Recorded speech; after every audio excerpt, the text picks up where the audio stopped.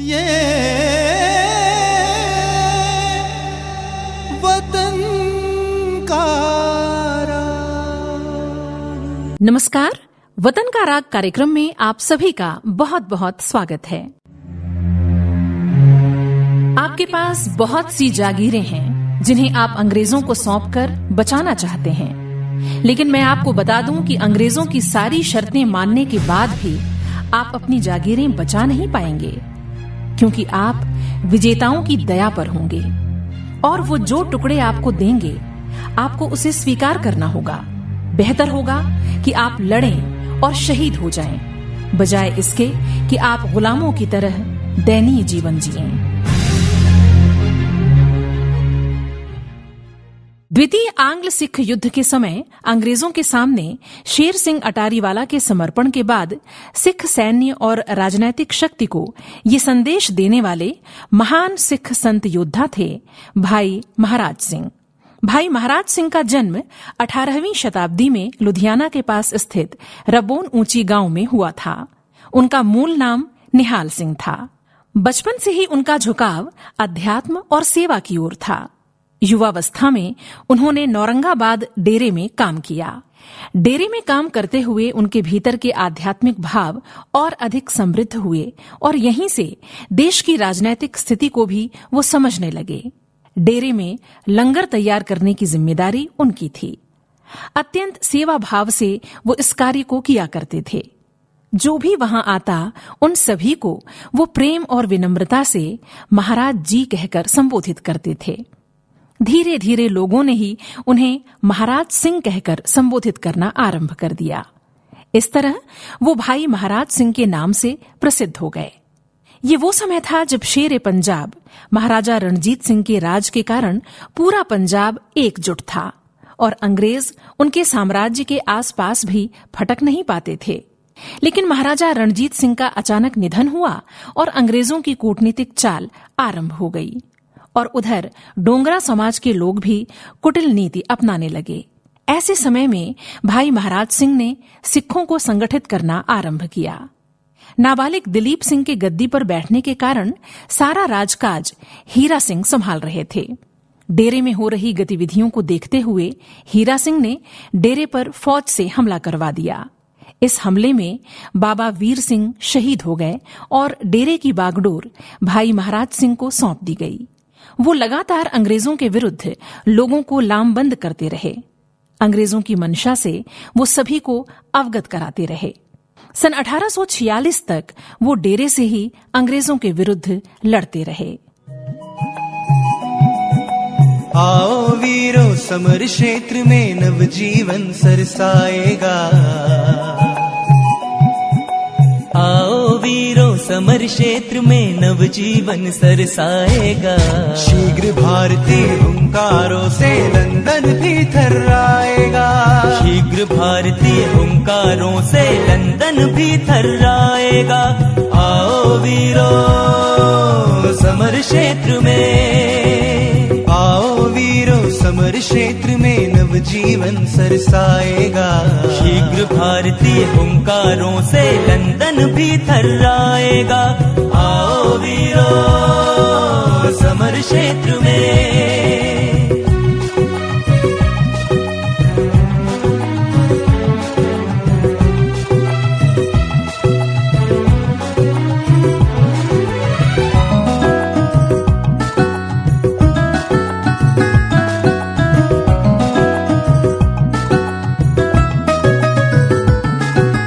आज वर्ष दिन है स्वराज का, नवयुग का मेला है। उठो भारतीय, शीघ्र नहा लो, स्वतंत्रता की बेला है। आज वर्ष दिन है स्वराज का, नवयुग का मेला है। उठो भारतीय, शीघ्र नहा लो, स्वतंत्रता की बेला है। वीर सपूतों, आगे बढ़कर आज आत्म बलिदान करो। पुण्य दिवस में भारत माँ का इस प्रकार सम्मान करो। लहराएगा हृदय तिरंगा, लहराएगा हृदय तिरंगा, झंडा जब लहराएगा। शीघ्र भारतीय हुंकारों से लंदन भी थर्राएगा। शीघ्र भारतीय हुंकारों से लंदन भी थर्राएगा। आओ वीरों समर क्षेत्र में,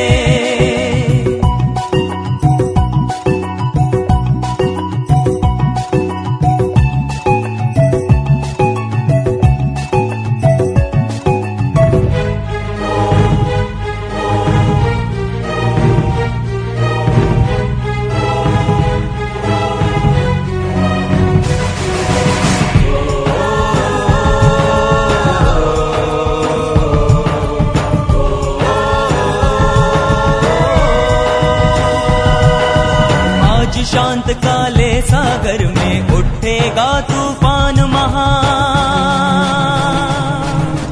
हट जाएगा शासन बादल, चमक उठेगा हिंदुस्तान। हिंदुस्तान हिंदुस्तान। जननी अंक में एक बार फिर देंगे दर्श कृष्ण भगवान। माता निज नेत्रों देखेगी अपने पुत्रों का बलिदान। शीघ्र तपस्या और शक्ति दोनों का भेद मिटाएगा।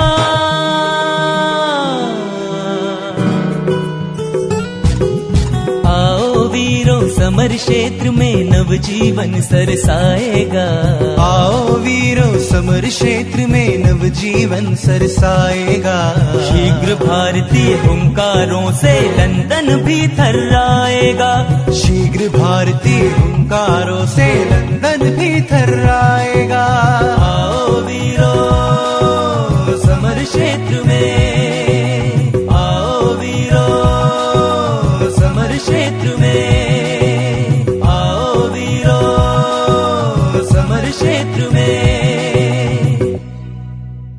भाई महाराज सिंह अब औरंगाबाद छोड़कर अमृतसर आ गए और लोगों को आजादी की लड़ाई के लिए तैयार करने लगे। उनकी पहली योजना थी कि सिख साम्राज्य के लाहौर दरबार के हेनरी लॉरेंस तथा कुछ और ब्रिटिश समर्थक सदस्यों को समाप्त किया जाए। ये प्रयास सन 1847 में किया गया, जिसे प्रेमा षड्यंत्र केस के नाम से जाना जाता है। 21 अप्रैल सन 1847 को इस घटना को अंजाम देना था, लेकिन अंग्रेजों को पहले ही इसकी सूचना मिल गई और पूरे पंजाब में दमन चक्र चला। लोगों की गिरफ्तारी आरंभ हुई, उनकी जायदाद जब्त करने के आदेश जारी किए गए। इसी समय भाई महाराज सिंह अंग्रेजों की नजर में आए। अंग्रेज गिरफ्तार किए गए लोगों से उनके विषय में पूछताछ करते रहे, लेकिन कोई सफलता नहीं मिल सकी। इन हालात में भाई महाराज सिंह पर 10,000 रुपए का इनाम रखा गया। भाई महाराज सिंह की चर्चा अब हर जुबान पर थी।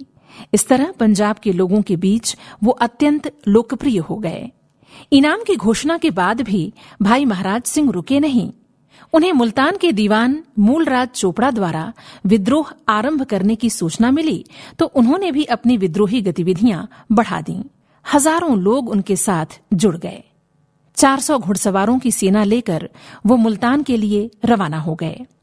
भाई महाराज सिंह के समर्थन से मूलराज की बगावत अंग्रेजों के लिए सरदर्द बन गई। विद्रोहियों के हौसले बुलंद थे। अंग्रेज भाई महाराज सिंह को पकड़ने के लिए एड़ी चोटी का जोर लगा रहे थे, पर उन्हें सफलता नहीं मिली। कुछ समय बाद दोनों नेताओं के बीच मतभेद उभरे और भाई महाराज सिंह के लौट आने के बाद मुल्तान पर अंग्रेजों ने कब्जा कर लिया। जून 1848 में भाई महाराज सिंह चतर सिंह अटारीवाला से मिले तथा अपनी ब्रिटिश विरोधी योजना के लिए उनसे सहायता मांगी। चतर सिंह पंजाब के महाराजा दिलीप सिंह के शासनकाल में सिख साम्राज्य की सेना में एक सैन्य कमांडर थे। भाई महाराज सिंह अब अटारी वाले सरदारों के साथ थे।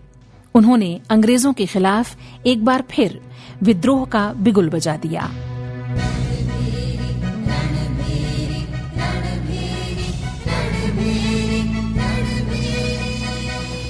रणभेरी बज उठी वीरवर,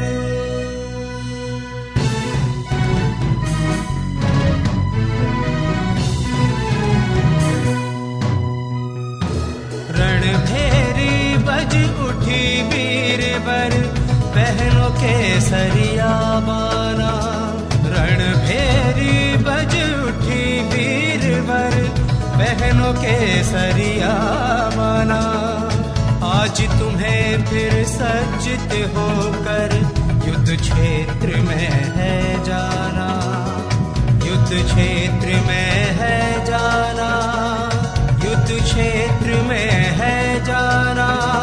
रणभेरी बज उठी वीरवर, बहनों केसरिया बना, रणभेरी बज उठी वीरवर।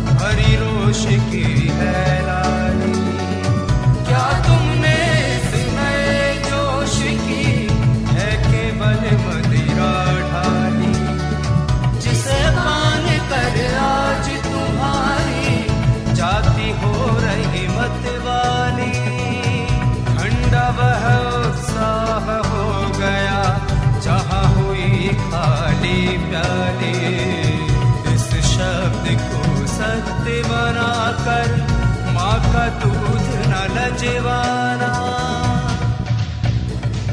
रणभेरी बज उठी वीरवर, बहनों केसरिया बना, रणभेरी बज उठी वीरवर।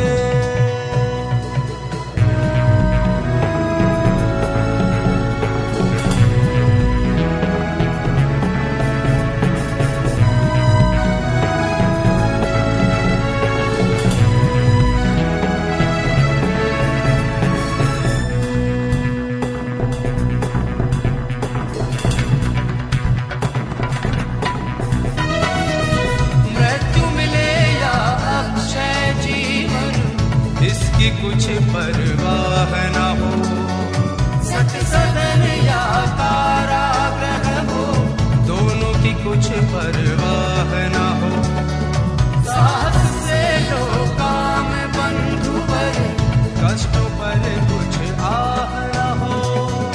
लगी रहे बस दृष्टि देह पर, क्षण भंगुर उत्साह न हो। एकमात्र है लक्ष्य हमारा, निज स्वतंत्रता का पाना। रणभेरी बज उठी वीरवर, बहनों केसरिया बना, रणभेरी बज उठी वीरवर। भाई महाराज सिंह ने लगातार अंग्रेजों के विरुद्ध संघर्ष जारी रखा। नवंबर 1848 में उन्होंने शेर सिंह अटारीवाला के साथ रामनगर की लड़ाई में भाग लिया। युद्ध में वो स्वयं एक काले घोड़े पर सवार हुए और सेना में जोश भर दिया।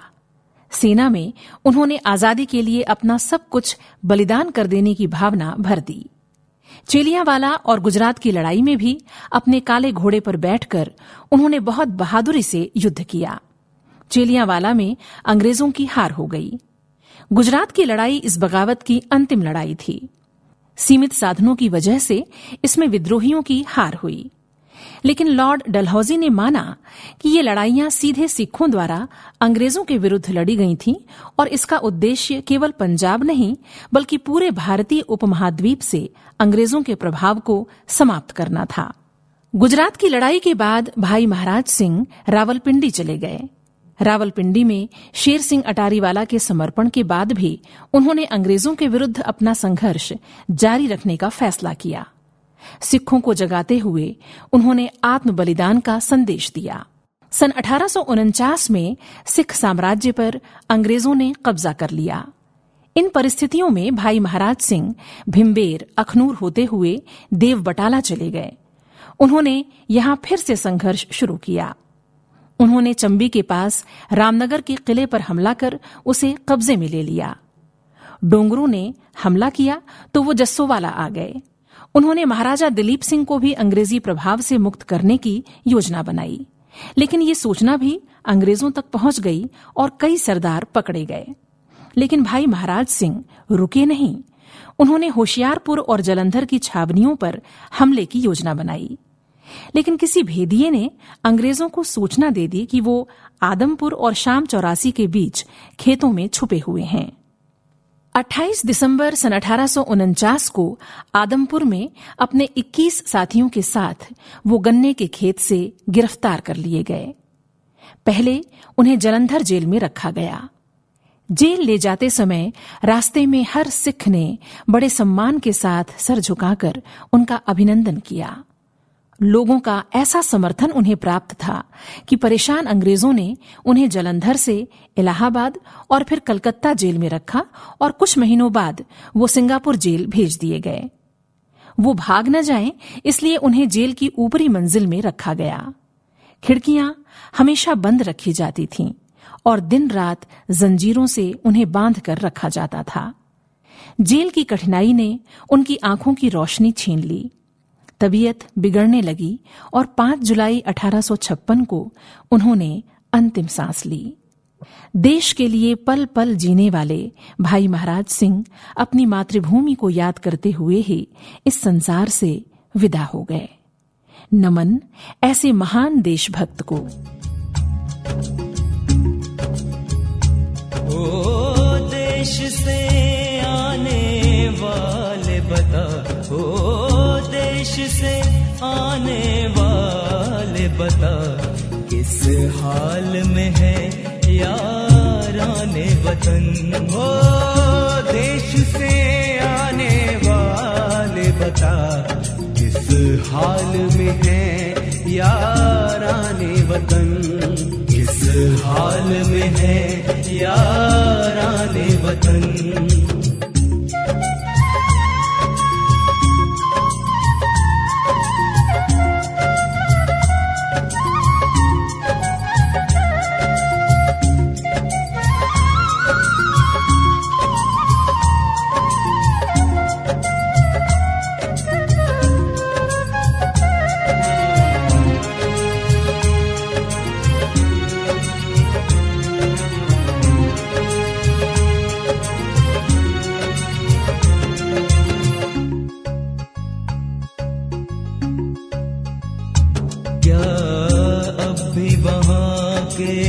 बागों में मस्तानी हवाएं आती हैं, क्या अब भी वहाँ के पर्वत पर घन घोर घटाएं छाती हैं, क्या अब भी वहाँ की बरखाएं, क्या अब भी वहाँ की बरखाएं वैसे ही दिलों को भाती है। ओ देश से आने वाले बता, ओ देश से आने वाले बता, किस हाल में है याराने वतन।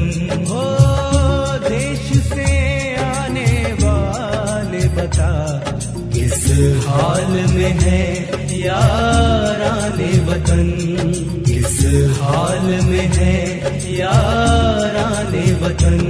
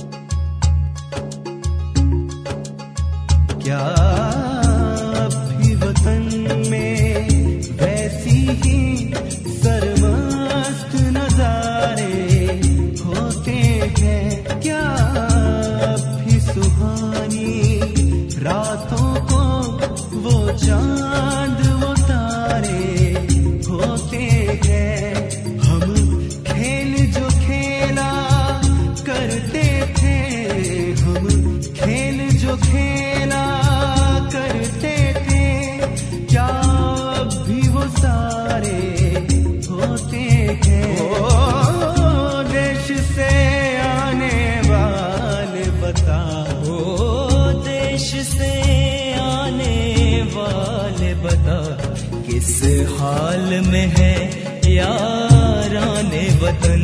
ओ देश से आने वाले बता, किस हाल में है याराने वतन, किस हाल में है याराने वतन।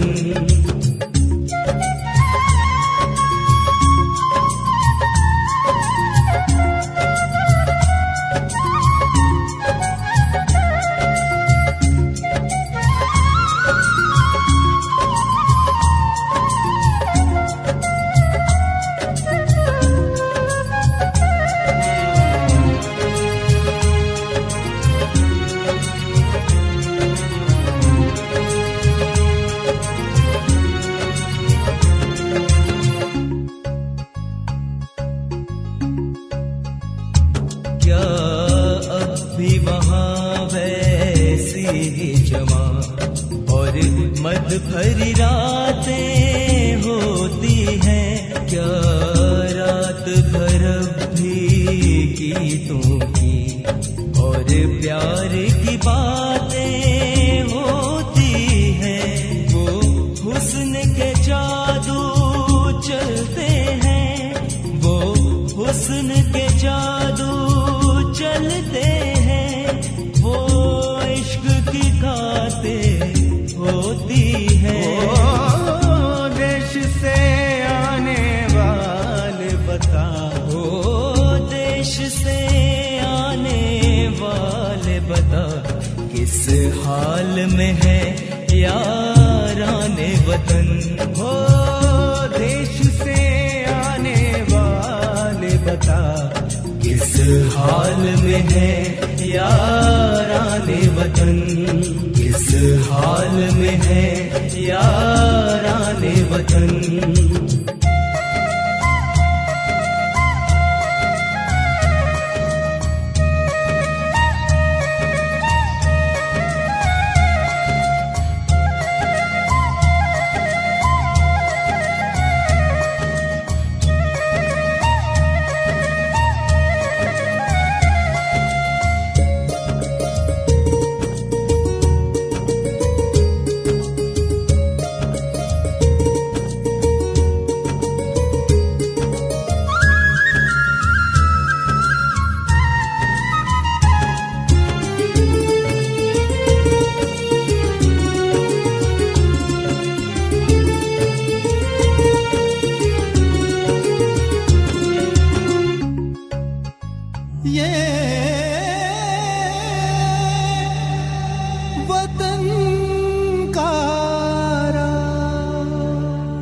अभी आप सुन रहे थे कार्यक्रम वतन का राग। प्रस्तुति स्वराज संस्थान संचालनालय, संस्कृति विभाग, मध्य प्रदेश की। वतन का